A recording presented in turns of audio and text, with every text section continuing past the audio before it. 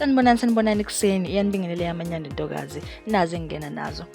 UZizi kodwa ukugcotshwa kwakhe ePhalamende njengelunga le-ANC kulibeka engcupheni iqembu le-ANC, njengoba leli qembu lafunga ukuthi angeke lizihlanganise nabantu abanamacala enkohlakalo, okuthinta kuwona ukukhwabanisa kwezimali.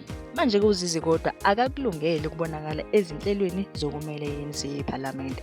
UZizi wabekwa amacala enkwabaniso izimali ngesonto eledlule. Amalunga aleli qembu akhuluma nabezindaba bakugcizelela ukuthi uZizi akathembakele neze.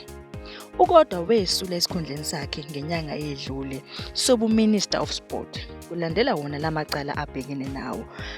Kwaduma nenye ividiyo ku-social media kaZizi kodwa lapha ayeveza khona amaqiniso nezimfihlo ze-ANC, kwavela nendaba yephalaphala.